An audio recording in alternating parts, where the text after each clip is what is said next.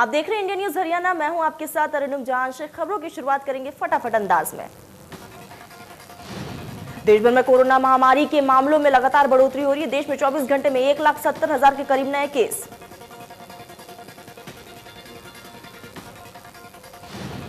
महाराष्ट्र में हालत सबसे ज्यादा खराब। महाराष्ट्र में 24 घंटे में 63,000 से ज्यादा नए कोरोना के केस मिले।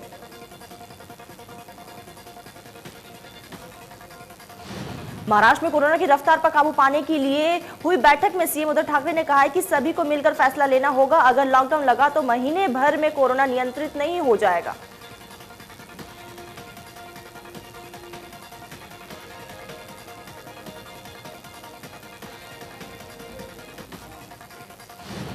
तो वही उद्धव ठाकरे ने कहा कि 15 से 20 अप्रैल के बीच स्थिति बहुत ही खराब हो सकती है। लॉकडाउन के अलावा कोई दूसरा विकल्प नहीं है। कोरोना की चेन तोड़ना जरूरी है। टीका लगाने के बाद भी लोग संक्रमित हो रहे हैं।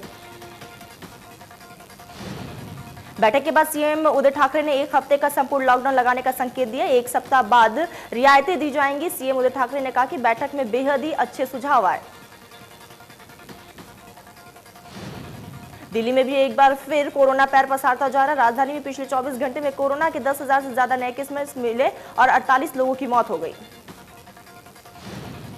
दिल्ली में तेजी से बढ़ते कोरोना मामलों के मद्देनजर अरविंद केजरीवाल सरकार ने राजधानी में पाबंदियों की लंबी फहरिस्त जारी की है, जो कि 30 अप्रैल तक जारी रहेगी।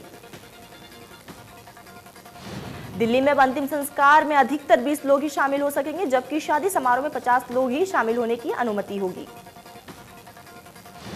नए आदेश के बाद अब हवाई जहाज के जरिए महाराष्ट्र से दिल्ली आने वाले सभी यात्रियों को दिल्ली में एंट्री के लिए यात्रा से करीब 72 घंटे पुरानी आरटीपीसीआर टेस्ट की नेगेटिव रिपोर्ट दिखानी होगी।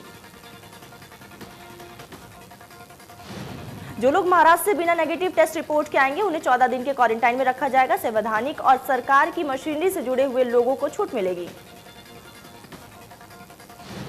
दिल्ली में सभी तरह के सामाजिक, राजनीतिक, खेल और मनोरंजन और धार्मिक और त्योहार संबंधित जमावड़ों पर रोक लगा दी गई है। सभी स्विमिंग पूल भी बंद कर दिए गए। तो वही केजरीवाल ने कहा कि अस्पताल में के अंदर बेड्स की कमी हो गई है। दिल्ली में लॉकडाउन लगाना पड़ सकता है। कई पाबंदियां लगाई गई हैं।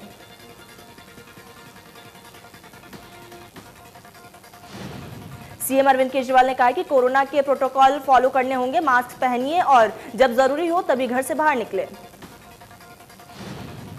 केजरीवाल ने कहा कि दिल्ली में कोरोना ऐप आज भी काम कर रहा है। किस अस्पताल में बेड मौजूद है उस ऐप से आप देख सकते हैं।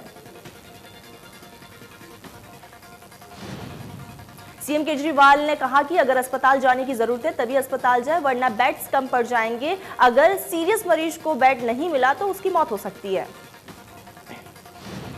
सीएम ने कहा कि केंद्र सरकार वैक्सीनेशन पर पाबंदियां हटाए। अगर वैक्सीनेशन तेज कर दे तो कोरोना का समाधान हो सकता है। हमारा स्टाफ घर घर जाकर वैक्सीन लगाने को तैयार है। भारत ने कोरोना से लड़ाई लगातार जारी है। देश में 10 करोड़ वैक्सीनेशन का आंकड़ा पार कर लिया है। भारत दुनिया का पहला देश बन गया है जिसने सबसे तेज गति से 10 करोड़ वैक्सीनेशन किया।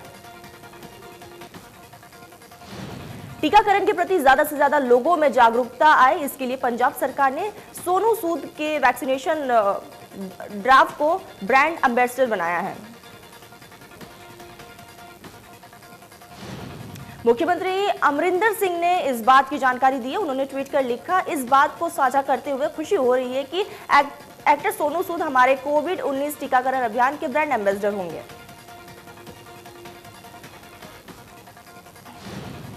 हरियाणा के 10 जिले कोरोना से बुरी तरह प्रभावित है। गुरुग्राम में एक दिन में 1,000 से ज्यादा मरीजों की पुष्टि हुई। पूरे देश में 3400 से ज्यादा नए केस सामने आए। गुरुग्राम में कोरोना का लहर लगातार जारी है। एक दिन में 1,000 से भी ज्यादा नए केस आए। वहीं 5,000 से भी ज्यादा कोरोना एक्टिव केसेस मिले। तो वही गुरुग्राम में कोरोना पर नकेल कसने के लिए शहर भर में लोगों को वैक्सीनेशन के लिए जागरूक किया जा रहा है। गुरुग्राम में एमजी रोड पर, प्लाजा मॉल और कई अन्य जगहों पर वैक्सीनेशन कैंप लगाए गए। शहर के अलग अलग इलाकों में आरडब्ल्यूए और सोसाइटी प्रबंधक अधिकारियों से मिलकर ये कैंप लगाए जा रहे हैं। एक टारगेट के अनुसार शहर के अलग अलग इलाकों में बड़ी संख्या में कैंप लगाकर वैक्सीनेशन का काम किया जा रहा है। सिरसा में नागरिक अस्पताल में अभियान को शुरू कर दिया गया है और यह अभियान 11 अप्रैल से 14 अप्रैल तक चलेगा। इस अभियान के तहत करीब 35,000 से ज्यादा लोगों को कोरोना वैक्सीन लगाई जाएगी। मेवात जिले के सिविल सर्जन और deputy civil surgeon corona positive पाए गए। तो वही कोरोना से बचाव के लिए झज्जर की पुलिस लाइन में वैक्सीनेशन अभियान का शुभारंभ किया गया। एसपी राजेश दुग्गल ने कहा है कि कोरोना से बचाव के लिए सावधानी बरतनी जरूरी है। कुरुक्षेत्र में सेंट थॉमस स्कूल में निःशुल्क टीकाकरण अभियान की शुरुआत हुई। विधायक सुभाष सूदे ने कहा है कि अब तक जिले में 46,000 लोगों को वैक्सीनेशन लगाई जा चुकी है। यमुनानगर में वैक्सीन उत्सव के तहत 72,000 वैक्सीन लगाने का लक्ष्य निर्धारित किया गया है।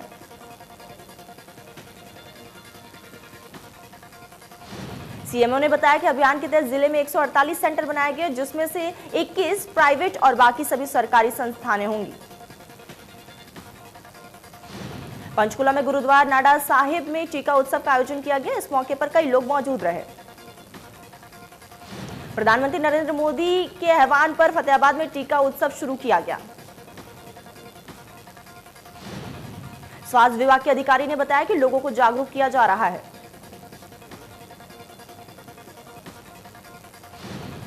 जिंद में प्राइवेट स्कूल संचालकों ने आज से स्कूल खोलने का फैसला लिया है, जिसे लेकर जिंद में इंडियन पब्लिक स्कूल में प्राइवेट स्कूल संचालकों ने बैठक की। तो वही कोरोना वायरस के बढ़ते मामलों पर अनिल विज ने चिंता जताते हुए केंद्रीय कृषि मंत्री नरेंद्र तोमर को पत्र लिखा है। अनिल विज ने चिट्ठी में लिखा कि किसानों से बातचीत कर मामले का निपटारा करेंगे। बॉर्डर पर किसानों से लगातार बातचीत जारी है। विज ने कहा कि तीनों कृषि कानूनों के मद्देनजर दोबारा बातचीत करेगी सरकार। तो वही कांग्रेस अध्यक्ष कुमारी शैलजा ने कहा है कि सरकार कोरोना के बहाने किसानों के आंदोलन को खत्म करना चाहती है। किसान संगठन को लेकर सभी नेताओं के साथ ना होने पर उन्होंने कहा कि संगठन में सभी को जिम्मेदारी दी गई है।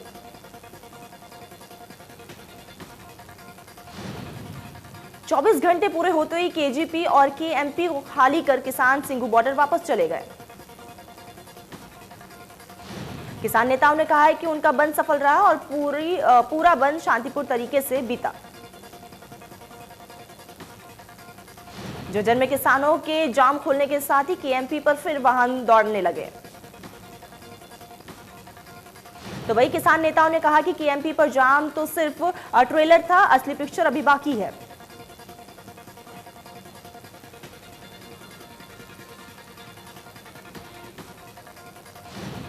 तो वही शिक्षा मंत्री कंवरपाल गुर्जर ने कहा है कि कोई भी व्यक्ति अपना बिजनेस और कारोबार अपने दम पर करता है, सरकार की कोई जिम्मेदारी नहीं होती।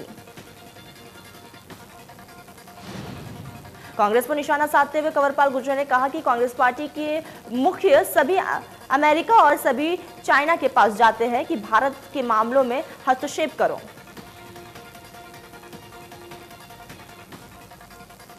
तो वही इस बीच उन्होंने कहा कि जो लोग आंदोलन कर रहे हैं, पंजाब के चुनाव आने वाले हैं, यही लोग राजनीतिक पार्टी बनाकर चुनाव लड़ेंगे। उन्होंने कहा कि तीनों कानूनी किसानों के हित में है। पहले से लागू नियमों के अतिरिक्त किसानों को छूट दी गई है।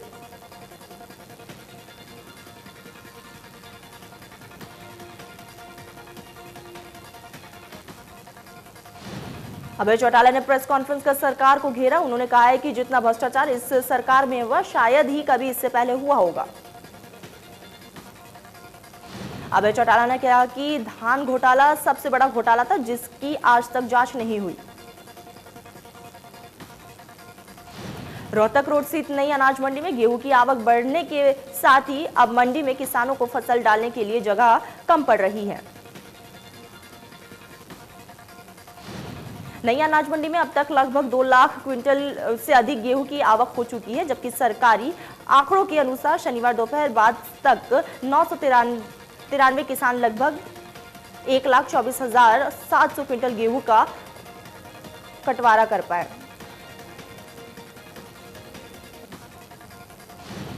खरीद और गेहूं उठान के कार्य में तेजी नहीं आई है, तो मंडी में जाम की स्थिति बन गई है।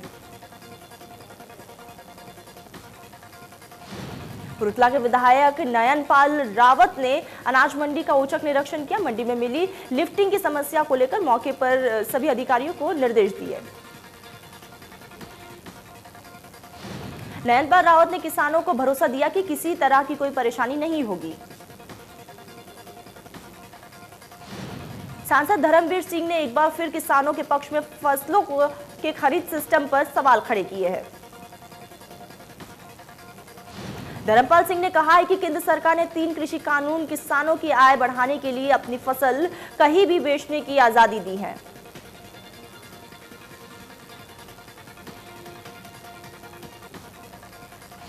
तो वही सांसद ने कहा है कि इस बार सरसों हरियाणा में एमएसपी से ज्यादा रेट पर बिक रही है।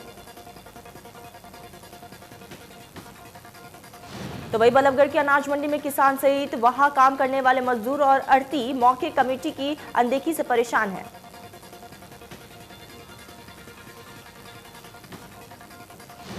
यमुनानगर के रंजीतपुर में अस्थायी बनाई गई अनाज मंडी में अचानक एक जगह आग लग गई। देखते ही देखते आग ने भीषण रूप धारण कर लिया। आग लगने की सूचना मिलने पर फायर ब्रिगेड मौके पर पहुंची और आग पर काबू पाया। अंसन के गांव पाढ़ा के नजदीक कई एकड़ खेतों को आग ने अपनी चपेट में ले लिया। आसपास के गांव में हड़कंप मच गया। खेत में रीपर की मदद से टूड़ी बनाने का कार्य चल रहा था।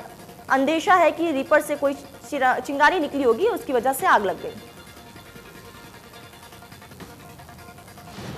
गोहाना के 2 गांव के खेतों में गेहूं की फसल में अचानक आग लग गई। आग लगने से किसानों की 30 एकड़ गेहूं की फसल जलकर राख हो गई।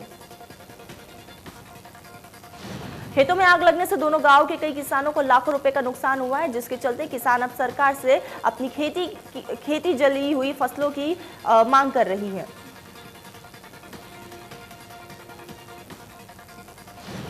गुरुग्राम के नहरपुर की झुग्गियों में लगी भीषण आग से झुग्गिया वासियों का सामान जलकर राख हो गया।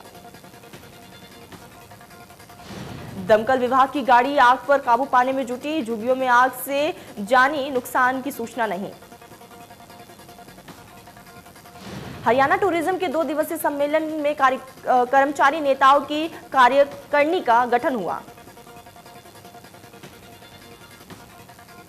तो वही 2 दिन तक चलने वाले सम्मेलन में पूरे प्रदेश में टूरिज्म कर्मचारियों ने हिस्सा लिया।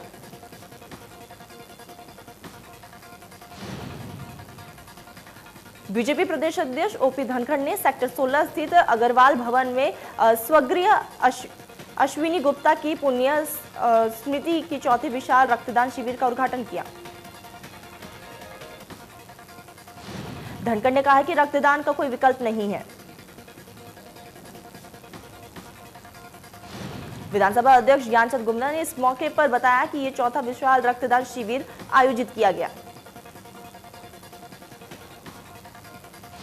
पुरानी पेंशन बहाली, कच्चे कर्मचारियों को पक्का करने, विभाग का निजीकरण बंद करने और समान वेतन देने सहित 21 सूत्री मांगों को लेकर कर्मचारियों ने प्रदर्शन किया। प्रदर्शनकारियों ने कहा कि सरकार और अधिकारी बार बार वादाखिलाफी कर कर्मचारियों को आंदोलन के लिए मजबूर कर रहे हैं। तो वही दिल्ली बॉर्डर वडोदरा मुंबई हाईवे के प्रोजेक्ट में हो रही देरी को लेकर मुख्यमंत्री मनोहर लाल ने कहा कि जो प्रोजेक्ट एक बार कैंसिल हो जाता है उससे जरूर पूरा किया जाएगा।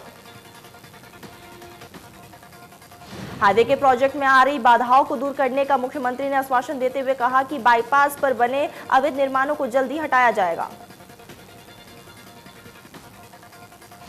दिल्ली डीएनडी से शुरू होने वाली दिल्ली मुंबई एक्सप्रेस वे का निर्माण होना है, जो 12 लाइन का बनेगा।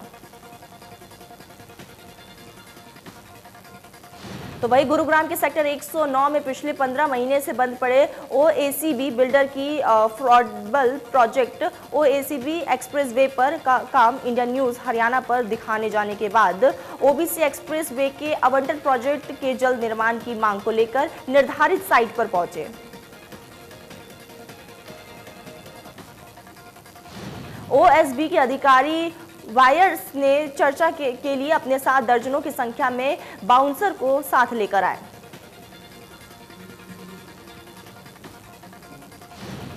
तो वहीं अंबाला में IKJ केयर फाउंडेशन ने डॉक्टर इंद्र कुमार जुनेजा की पुण्यतिथि पर श्रद्धांजलि सभा की आयोजन किया। यह एम्बुलेंस क्षेत्रवासियों के लिए 24 घंटे निःशुल्क उपलब्ध रहेगी। तो वहीं अंबाला में बदमाशों का आतंक थमने का नाम नहीं ले रहा है। करीबन 1 साल पूर्व युवक की चाकुओं से गोद कर हत्या मामले में गवाही न देने के लिए मृतक की बुजुर्ग मां को जान से मारने की धमकी मिली। अंबाला के सेंट्रल जेल में बंद आरोपियों ने फोन पर धमकी दी है। STF सोनीपत की टीम ने लूट के मामले में 17 साल से फरार चल रहे 25,000 के इनामी बदमाश को झारखंड के जिला सरायकेला से गिरफ्तार किया है।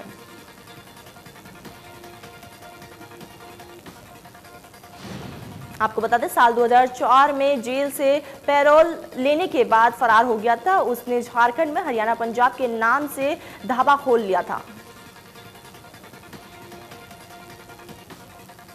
कुरुक्षेत्र में नाबालिग से सामूहिक दुष्कर्म का मामला सामने आया है। पुलिस ने मामला दर्ज कर आगे की तफ्तीश शुरू कर दी। शाहबाद थाना प्रभारी प्रतीक कुमार ने बताया कि पुलिस को शिकायत मिली थी कि शाहबाद क्षेत्र में नाबालिग से दुष्कर्म हुआ है। इसकी सूचना के आधार पर पीड़िता के बयान पर जांच शुरू की है। राष्ट्रीय राजमार्ग संख्या 71 पर पंप कर्मी की हुई लूट। कार सवार 4 बदमाशों ने लूट को अंजाम दिया।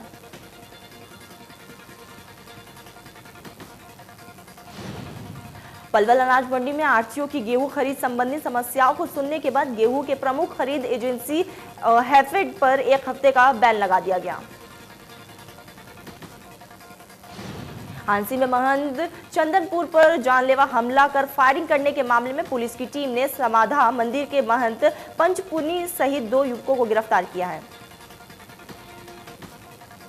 मेवात में बाइक सवार पिता पुत्र को ट्रक ने पीछे से टक्कर मार दी, जिससे दोनों की मौके पर ही मौत हो गई। पुलिस ने दोनों शवों को कब्जे में लेकर पोस्टमार्टम के लिए अस्पताल में भेज दिया है। उत्तर प्रदेश के फिरोजाबाद जिले के रहने वाले पिता पुत्र पिछले करीब 10 सालों से यहां रहते थे और अपनी बाइक से रोजाना चूड़ी बेचकर गुजरात जाते थे।